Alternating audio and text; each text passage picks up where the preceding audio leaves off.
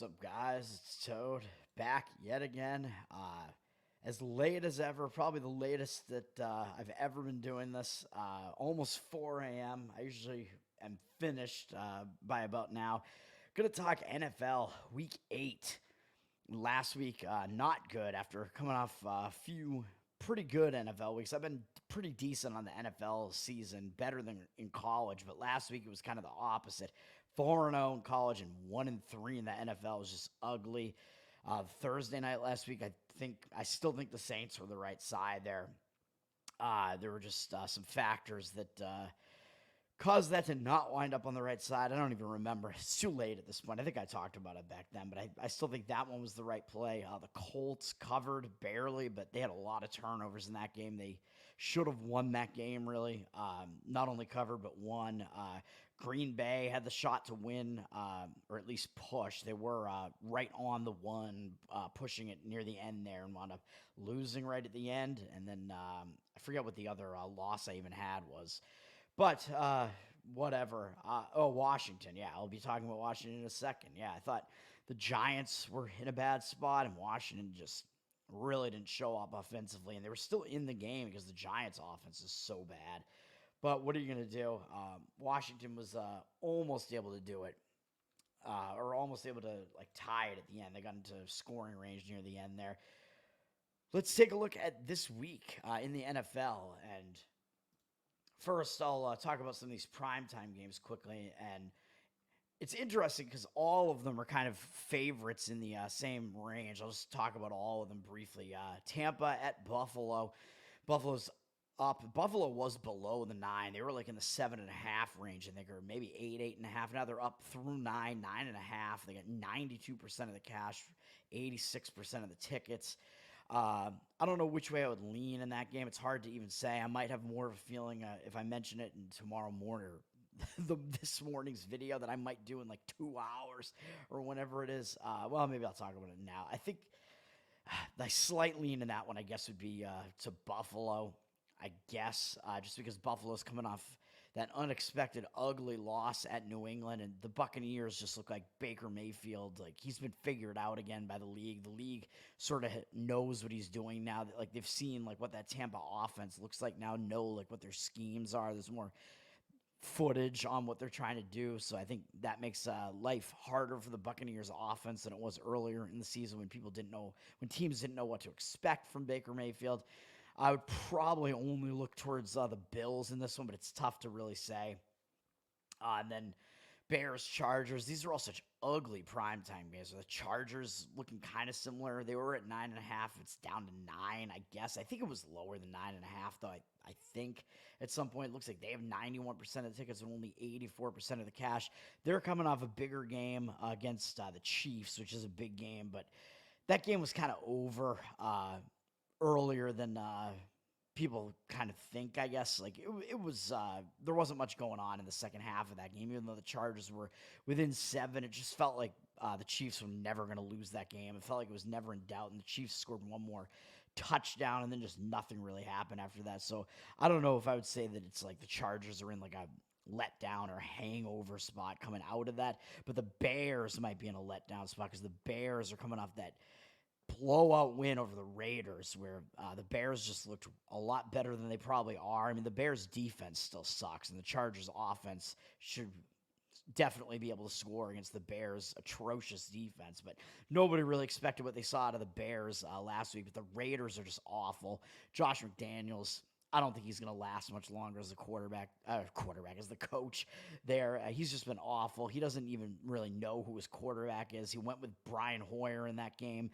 And I'll talk about the Raiders, actually, in the other primetime game here. Brian Hoyer, at least he has more experience in the NFL, and he's been in Josh McDaniels' systems for a while, but that was not good. He threw multiple interceptions, got his team in a big hole against the Bears, and then McDaniels just put Aiden McConnell back in, the rookie, or Aiden O'Connell, sorry, I think just to get him some more playing time or whatever, and none of it really worked out well. Even the last touchdown the Raiders got was just cosmetic, because they were down 30-something to 6 basically at the end of the game. The Bears, unexpectedly, Justin Fields was out, and they put in their backup quarterback who I don't think anybody even knows who this guy is. He was a Division II quarterback, although he was light. He lit it up in Division II and was like one of the best quarterbacks in Division II history. Tyson Bagant, is that his name? I don't even know how you pronounce his name. Bagant. Uh, he had a pretty decent game. He was more than serviceable, I guess. Even though the amount of points that the Bears scored kind of makes him look maybe better than he actually was, but he certainly was not bad. And he might still be their quarterback for now because I don't know what's going on with Fields, but he didn't look bad. Maybe he took the Raiders by surprise because these NFL teams haven't seen him yet. Now there's one game of footage on him at least. So in this case, I think just because the Bears looked like too good last week and they're coming off like such a blowout win and winning in a blowout fashion. The Chargers are kind of coming off just an ugly loss, even though it was a big game. It was over long before the time expired in that game. I would only kind of look to the Chargers here, especially because the Chargers are like 2-4, and this is prime time. Like they can't really afford to overlook a team at this point. Chargers, even though their defense is terrible, their offense is good, and they are still better than that 2-4 record is. They've had some close losses and things of that nature, so that's the only way I would look there. And then Monday night Raiders, that awful Raiders team that I was just talking about, they got blown out, and they're up against the Lions, and the Lions have gone up from 7.5 through the 7.5 to 9.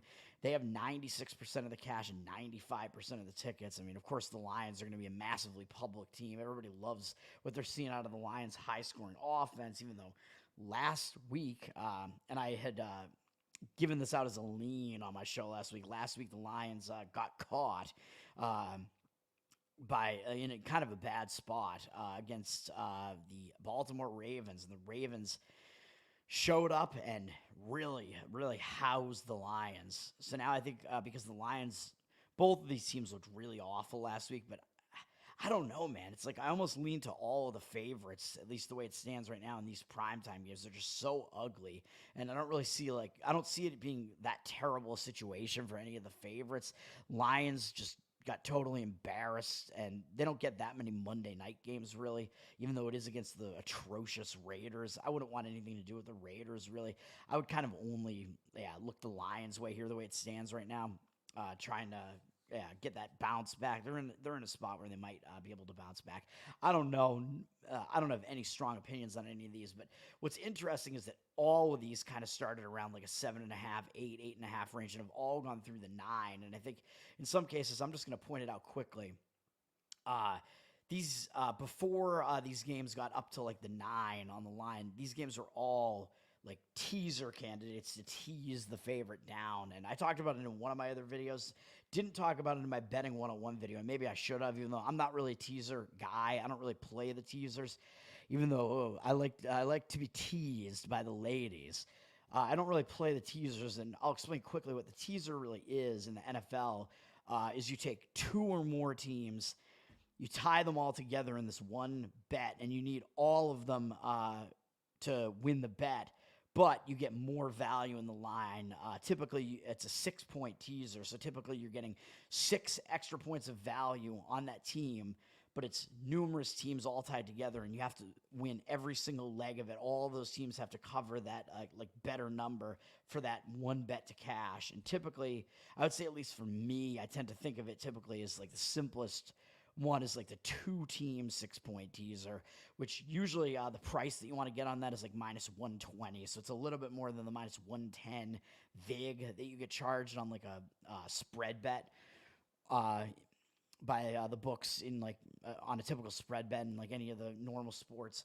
The 120 I think is like where like the value kind of caps out. You don't want to lay any more than that, I wouldn't think, on an NFL teaser. I don't know if anything's changed on that, but you lay 120 to win 100 on it basically, because the books even know that there's that they have to charge that price because there is like decent value in those 6-point teasers. But it's also because they know that if people know what they're doing with the teaser, they can get way more value out of it than otherwise. Like there's only really one or kind of 2 ways to play teasers, and it's only worth value in the NFL because the games are low enough scoring where each point is worth enough that getting those 6 extra points is worth enough value to make it of value in the NFL. And it's called the Stanford Wong teaser, where the only ways that you want to tease the number, and this would be the case with the Lions, the Chargers, and the Bills, or it would have been before they went up to the 9, which I'll explain why the books might do that in a second. But if you have a team that's 7.5, 8, or 8.5 point favorite, what you would want to do is take the 6-point teaser on them and take them in a spot where they're above 7. They're 7.5, either 7.5, 8, or 8.5 point favorite, and drop them down so they go through that key number of 7 from something above 7 down through the 7, through the 4.5 and 4, and then through the key numbers of 3.5 and 3, all the way down to something lower than 3. So you'd be taking the 7.5, 8, or 8.5 down to 1.5, 2, or 2.5. And the only other way that you'd want to tease is the reverse of that, because you want to always, when you tease, you want it to be in the NFL, and you want it to go through those key numbers of 3, 3.5, 4, 4.5, and 7, 7.5. And so it would be the number above 7.5 to be dropped down to below 3.5, or a number that's below 3.5 on an underdog bumped up to above 7.5. So you go through the field goal and through the touchdown. Those would be the only ways to play it. So on the lower side of it, on the underdog side of it, you'd be taking a team that's a 1.5, 2, or 2.5 point favorite to push them up through the 7 to 7.5, 8, 8.5. But in this case, all 3 of these favorites you'd be dropping down. If they were at 7.5 or 8 or 8.5, you'd be dropping them down to 1.5, 2, or 2.5 to get them below the field goal to get that value. But what the books have done here, I think, because they know that there is value in playing teasers like that, they might move the number up to 9. Sometimes they'll do it because there is like a ton of money on that team, which it does look like there is. That is the case in all 3 of these. 2 of these are public teams here getting a lot of the action, so the books might have to move the number a little bit because of that too. But they might also do it to kill the teasers because they know that, oh crap, we're going to have like lopsided action. Like a lot of bettors are going to be coming in playing these teams on teasers. It's going to be a popular play to drop these teams down below the 3 on the teaser. So if they move it up to 9, then the 9 you can only actually get it down to 3, so you can't get it below the 3 anymore on the 6-point teaser. Or up above the 9, like 9.5, then you're only getting down to 3.5. So that in those cases the teaser is basically killed. Like it doesn't have anywhere near as much value anymore because you can't get it below the field goal anymore. So just explaining that real quickly. Oh man, I'm going to go really long on all these videos, I guess. Shit. Let's get into this week.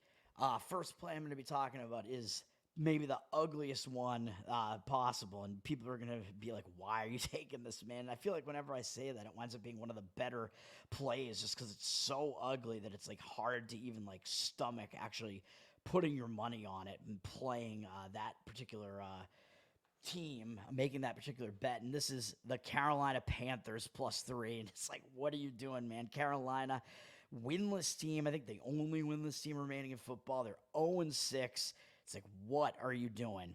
And they're playing the Houston Texans. Well, what we have here is Houston. It looks like they've gone up from -2.5 to -3. I don't know how much stock to put into these, like I said, into these line movements that you can see here, because the opener might have been like a week ago or something, the way pregame tracks it here. So it might have been longer ago than so long ago that it's not really indicative of like the recent line movement. But Texans are up to 3 on the road.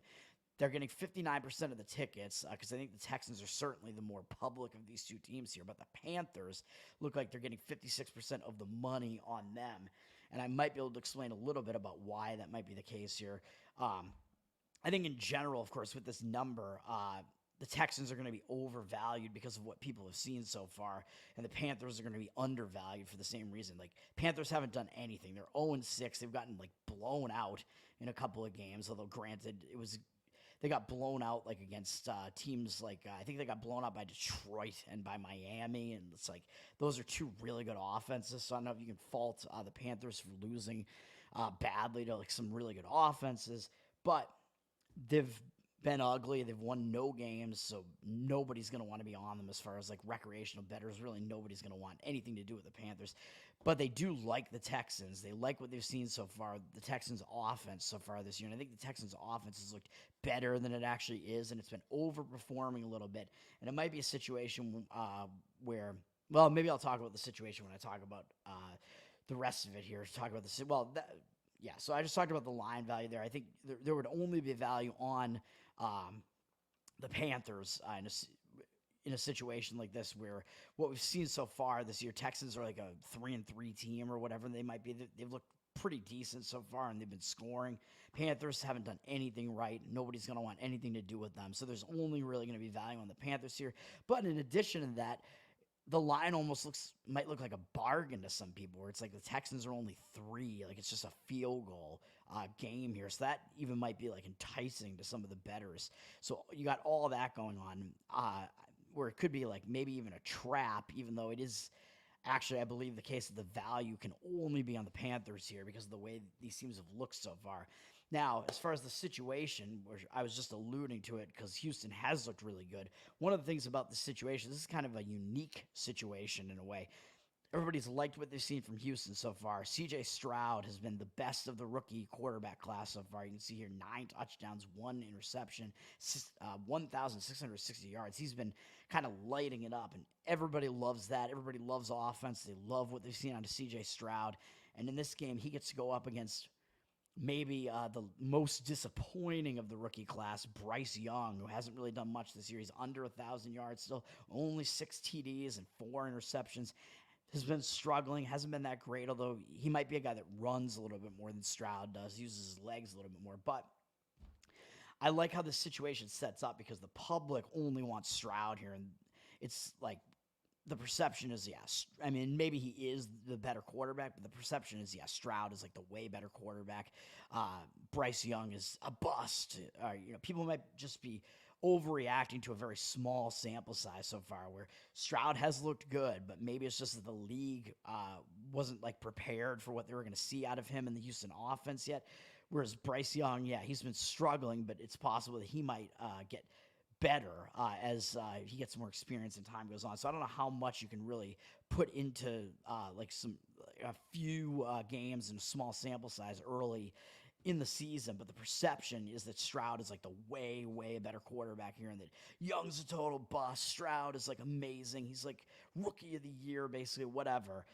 So you have those kind of conflicting perception going on in this game with the conflicting or different way that these two quarterbacks are perceived so far in the season.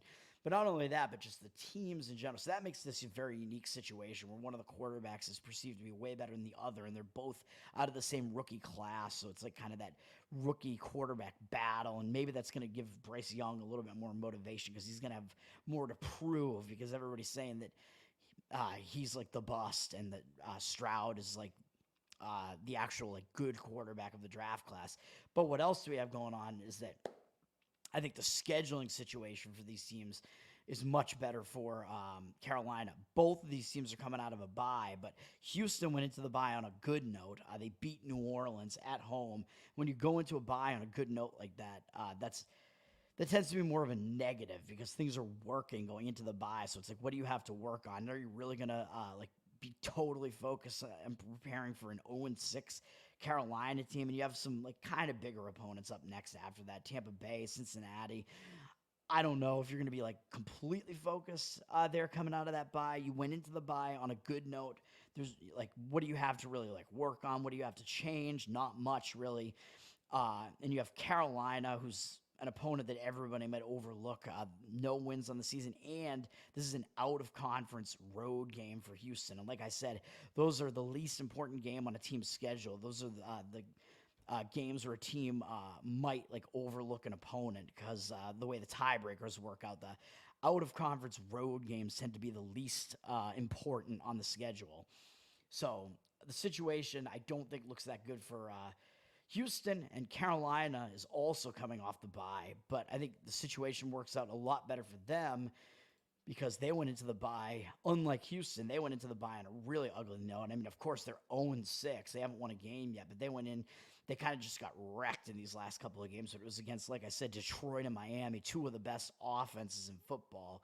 So it's like you can't really necessarily fault them, even though, of course, giving up that many points, 42 in both of them, is pretty ugly. But I don't know how much you can fault them for losing to really good offensive teams. They go into the bye, and when you go into a bye on a really bad note like that, you have things to work on, things to correct, and Carolina can't really afford to be unfocused. I mean, they are going to be hungry to try to get that first win, and they know that they have this game coming up, and it's a winnable game. So I think Carolina is going to be the team that is in the better spot here to be the team that might bring more focus into this game for all those reasons that I just stated. And I think there is line value there. You're getting them at an underdog price at home. So all the market stuff that I already talked about, don't want to rehash, don't want to beat a dead horse there, but I like Carolina +3.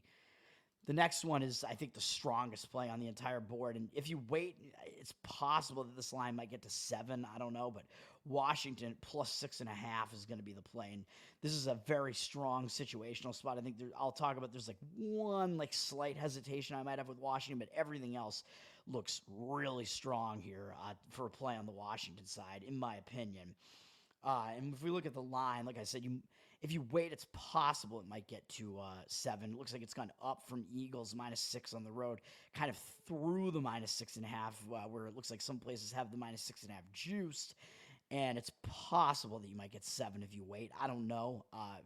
I don't think there's that much risk in doing so because the difference between 6 and 6.5 isn't that much. But this also does say here that 82% of the tickets, but 93% of the cash is on the Eagles. I'm not sure I totally buy that. I certainly buy that they're the public team because, of course, they are.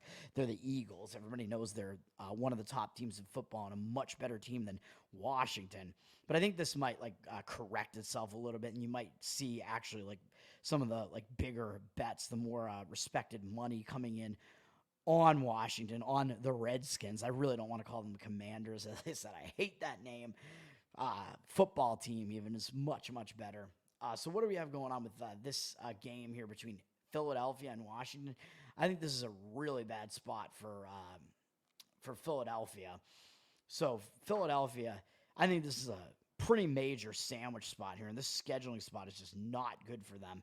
They had a couple games on the road, back-to-back games on the road, and they went out to the West Coast after they were at home, came back east to play the Jets, and lost that game, which is a tough spot having gone out to the West Coast and won that game at LA against the Rams, then having to come back to the East Coast. It's a lot of travel, a lot of time zone differences, and I think that kind of explains why they were not at their best when they played the Jets and they lost that game, the back-to-back road games. Then they came home, and as I said last week, it was one of my leans. Maybe I should have bet it. I felt fairly strongly about it. I liked the Eagles in that Sunday night game because I thought the hype was still too high on the Dolphins, and the Eagles came in and they won that game decisively. I think even the 14-point win isn't really indicative of how well the Eagles played in that game or how much they really dominated the Dolphins in that game. The Eagles played a good game in that game, and I think that was kind of a statement game for the Eagles. Everybody was hyping that game up. It seemed like both teams are kind of smack talking each other going into that game. It was prime time, Sunday night, big game. The Eagles make that statement. We are still one of the best teams. The Dolphins are still a step behind us. Big time statement for the Eagles. So that's a big game that they're coming off of. They have to go to Washington and play a Washington team that's been struggling. And who do they have up next, though? The Dallas Cowboys, and then followed actually by the Chiefs, Bills, 49ers, and Cowboys again. So just an insanely brutal schedule upcoming for the Eagles. They have 4 gigantic games in a row coming up after this against all really good teams in the league. But upcoming right up next game is the game against the Cowboys, which is the battle for the division, basically. And it'll be the first time they'll be seeing Dallas this year. So they're the top 2 teams in the division. That's a huge game. So this is a sandwich for the Eagles. They're coming off big-time statement game against the Dolphins, big game in prime time, and they got a huge game against the Dallas Cowboys up next. The battle for the division and a battle between teams that are seen as 2 of the top few teams in the NFC. The one thing that gives me a little bit of hesitation, well, we can look at what Washington's situation is. So I think mostly it's a good spot for Washington because they're coming off, unfortunately, that game that I bet them. But it was a back-to-back road game situation, which was a slight negative. But I thought the Giants were in a really bad spot because they were in a really bad spot because they were on a short week and had almost beaten Buffalo on the road. So I thought the Giants were in a hangover spot, a bad spot. But Washington just really didn't show up in that game, even though they had possession in Giants territory at the end, only down 7, and still had a chance to send that game into overtime. But that's a pretty ugly loss. Losing to the Giants and only scoring 7 points, that's ugly. So I think Washington is certainly they have much more reason to be focused in this game than the Eagles do, and they're getting a lot of points at home. So they're coming off that ugly loss. The Eagles are coming off a huge statement win and have another huge game next against Dallas. The only thing that gives me slight pause is that Washington did play the Eagles already in Philly earlier this year, and they actually won in Philly last year. And they almost did it again this year. They actually took that game into overtime. So that's the one thing. The Eagles, that might cause the Eagles to still take them like a bit seriously because the Eagles will remember, oh, yeah, well, we did host the Redskins, Washington, earlier this year, and they almost beat us in our own house. So that's like the one thing that might actually cause the Eagles to still be focused here. But so that's the one hesitation I would have. But everything else is such a gigantic negative for the Eagles. It's such a monster sandwich spot. I don't know if I should call it the Philly sandwich because it's Philly who's in the sandwich, but it's a nice Philly cheesesteak, baby, if you want to call it that. I think it just sets up nicely. Everything besides the fact that Washington played them close in Philly earlier this year sets up for a play on Washington. The Eagles are in that gigantic sandwich spot. Washington's off that ugly loss, and Eagles are the public team. I don't think there's any way that it's possible that you're getting any value on playing the Eagles here. And the Eagles are seen as one of the top teams in football, and they're coming off looking really good in front of everybody on primetime. The value could only be on Washington here. And Washington looked ugly in their last game as well. So value-wise, I think you're only going to find it in Washington as a nice home underdog price, 6.5. Possible that it might even hit 7 if you wait. I don't know. I like Washington. That's going to be that play. And let's get this done. We're already at a half hour. Oh, God, an hour on the college football. This one's not going to go an hour, but a half hour. Oh, shit. Almost approaching 4:30. One more game to talk about. The Green Bay Packers. I'm going back to the well because I hate myself. I'm going to be playing the Packers yet again. And this line has actually shifted a little bit. I took them at +1, and the favorite is actually flipped in this game, it looks like. Although it looks like it's kind of at a pick-em right now, but I've seen the Packers at -1 as well. This says that it opened Packers -1, but I got them at +1. So it's been kind of all over that like range. But I think in general, the Packers are kind of +1 in more spots, and they've kind of shifted to being like a -1 favorite, which kind of indicates that there's money on the Packers. And pregame is screwing up here, saying that the percentages are 0-0 here. But where they put these percentages indicates to me that the higher percentage of tickets is on the Vikings. I don't know what percentage it is, but that the fact that it's up on the Vikings there tells me that the higher percentage of the tickets are on the Vikings, and the higher percentage of the cash, whatever it might be, because it's down on the Packers side here on the display, is on the Packers. So it looks like this might be setting up to be a pros versus Joes type of situation here, even though I think the teams, they might have the same record at this point. I don't know. But the perception certainly remains that the Vikings are the better of the two teams. And a lot of it's going to go into like what we just saw recently as well. So getting into this situation, and unfortunately, yes, I was on the Packers last week, and I had the -1. I thought it was a bad spot for Denver, sandwiched in between two games against the Chiefs. Denver showed up well enough where the Packers didn't play well enough. The Packers had their chances. They were able to get into the lead after they were way behind early, 16-3. I think they took a 17-16 lead. So I was thinking, well, at least if they win by 1, the bet will push, and yeah, that'll be better than nothing and not the worst situation. But they gave up that like late field goal, and then they still had a shot to win with a field goal at the end, and Jordan Love threw a pick at the end. Just pretty brutal because it looked like the Packers might still get away with getting that field goal and push that bet in the end. And I think probably some bettors had the Packers as like a dog in that game, and maybe even to the point where I think I misjudged it. And I think Denver actually had moved to like maybe up even to like a 2.5 point favorite by the time that game kicked off. So it's possible some Packer bettors even actually won on that game. So that really sucks for me not getting the best number. Anytime you can, man, you got to do it, even though usually it doesn't come into play when you got a line that's like basically just pick the winner, and hopefully it doesn't come into play here. But let's talk about the situation here, because I do like the Packers. And I think money wise, like I said, market wise, the perception is still going to be that the Vikings are the better of the two teams, especially because of what we just saw between these two teams. And I think this is a bad spot for Minnesota, because what did we just see? They just played Monday night, so they're on a short week. And yes, I did kind of do the same thing last week against the Giants with Washington, and that didn't work out well. But in general, the situational handicap here, I think, is a good one. So I think Minnesota is indeed in a terrible spot here. They had that big game on Monday night, primetime. Everybody saw it, and everybody's seen them win a couple games in a row here. They played the Chiefs fairly competitively before that. They haven't really looked bad in any of their losses, and they've lost to decent teams. The Bucks, are at least like middle of the road. Eagles, pretty good, and Chargers at least can score. I don't know, but I don't know if you can really fault the Vikings for those losses. But now people, yeah. So the perception, at least, is that the Vikings are like the way better team than Green Bay, and the line, because it is at Green Bay, even the odds makers are telling you Minnesota is the slightly better team. But I think things have gone too far with that. I don't think they're that much the better team. You can see here they're 3-4. Green Bay's 2-4.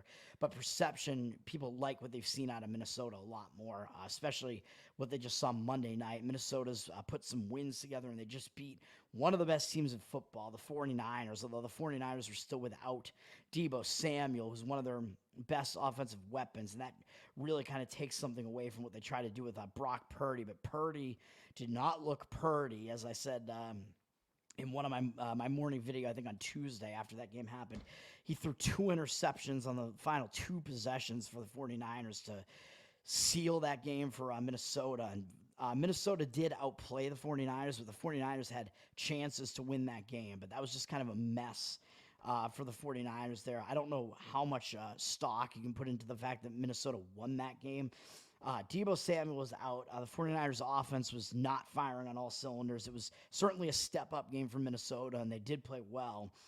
And Minnesota, I think it's still the case that they're without Justin Jefferson. They were without him for that game, and he is their, like, Deebo Samuel kind of. He's their best offensive weapon. And without him, their offense definitely struggles quite a bit more. He's a very talented offensive weapon.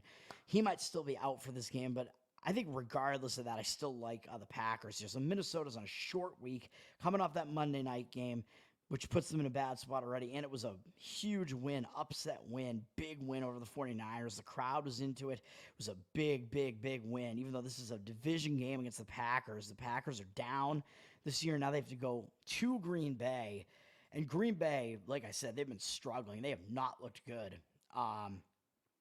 And I think one of the other reasons I liked them last week, I believe they were coming out of a bye last week as well. So that situation set up a lot better for Green Bay than it set up for, for Denver. And that was just totally unfortunate. But Green Bay has been really struggling. They've lost 3 games in a row. One was against Detroit, but I don't know how much you can fault them for losing to Detroit, who certainly could score a lot. The loss on Monday night at the Raiders is definitely ugly, as what we've seen out of the Raiders. That's a fairly inexcusable loss. So then having to go to Denver, I thought it was a decent spot because they were coming out of the bye. Wasn't so. Green Bay had their chances to win that game, but they didn't. But they've looked ugly for 3 games in a row now. They have looked ugly, and 2 of those people saw in primetime, whereas people just saw Minnesota look really good in primetime against one of the best teams in football. So the perception is only going to be on Minnesota here, that Minnesota is the much, much better team here, but I think it's a lot closer than that. Minnesota's in like a letdown spot on a short week. Green Bay's got to be in like a bounce back spot. They have got to be focused here. I mean, this is a division rivalry, and Minnesota has kind of swung the division rivalry to the point where they might even kind of have the upper hand in the like very recently, at least, because Green Bay has been down. Now Green Bay doesn't have Aaron Rodgers anymore. I think Green Bay definitely has something to prove in this game, maybe more so than Minnesota does. They have a little bit of extra time because they played on Sunday and not Monday, so Minnesota's got that shortened week. Minnesota's in that letdown spot off the monster win, and Green Bay is off of another ugly loss, so they're kind of in a bounce back spot there. So I like it. I like Green Bay +1, even if you have to go up and lay like -1 or lay some sort of money line on Green Bay. I like it. So the 3 plays, Carolina +3, absolutely hideous, horrendous, playing an 0-6 Carolina team. Washington +6.5, or if you can get the 7, potentially if it's out there, if you wait. I like either one, really. I like the spot for Washington quite a bit, and Green Bay +1. Oh, God. It just feels, even all 3 of those just kind of feel hideous. And I don't know what else there is to look at on this card here. Those are really like the 3 kind of strong plays. There's some weird stuff going on in some of these. I think the Falcons have moved up, and it looks like there might be like sharp money, like smarter money on the Falcons, but the line is also moved, I think, because the Titans are like starting like a new quarterback or something in there, so I don't know how to really read what's going on in that one. The Dallas Cowboys have a look ahead, like I mentioned in that Eagles one, the same look ahead that the Eagles have, because the Cowboys have to play the Eagles next. So the Cowboys do have a look ahead there in their game against the Rams. So I'd probably only look towards the Rams in that one. And the Rams are kind of coming off an ugly loss, too, at home against the Steelers. So it might be a good spot for them to get out of there and have to go on the road. And they'd probably be focused for a big game against the Dallas Cowboys. But the Cowboys are coming out of a bye, I believe. Although they went into the bye with a win, I think a primetime win, although it was a close game over the Chargers. So it's possible that bye might be a little bit of a negative because the Cowboys won going into the bye. So it's like, what do you have to change? Maybe even close to a play somewhat. Yeah, I would lean only to the Rams in that one. At the very least, it's a very big time like look ahead for the Cowboys to the big game against the Eagles, and the Rams are in like a bounce back spot off of that ugly game where the Steelers probably didn't even really have business winning that game. I think it was like turnovers going on in that game. TJ Watt had like a huge interception or something in the second half, and then I think there was a bad call that prolonged like the Steelers winning a drive late in the game or something. Like I think it was like a bad spotting of the ball, and the Rams were unable to challenge it because it was still on the plus side of the 2-minute warning, and they had already used their challenge, so it wasn't reviewable, and they couldn't challenge it, and it was like a bad ball spot that basically handed the Steelers the game-clinching drive. So I don't know. I think the Rams look worse than they actually are. As far as like that result in that game makes them look worse than they actually are. I would only lean to the Rams in that one. I don't know what else really. And then the Ravens are coming off that monster win, of course, where they just crushed Detroit. Ravens couldn't really look any better than they did in that game, and they're laying a boatload of points, 8.5, having to now go out to the west, which I think is going to be the Pacific time zone, Mountain or Pacific, I don't know what it is in Arizona, but they have to go out to Arizona, to the desert, and Arizona's looked pretty ugly. They've been without James Conner. Their offense hasn't really done much at all. I would only look to Arizona there, and you can see quickly on both of these games that you can see the Cowboys, certainly the public team, 75% of the tickets, but only 73% of the cash. So that kind of tells you that Cowboys are the very public team there, but the Rams are getting more of the money there to some extent. And same goes for Ravens Cardinals here with 90% of the tickets on the Ravens, but 89% of the cash. Even though the Ravens are certainly the better team here, they're coming off that big win, which was kind of a statement game, if you will, where people were kind of like down on the Ravens going into that, and I liked the Ravens. I gave them out as a pretty strong lean on the show last week.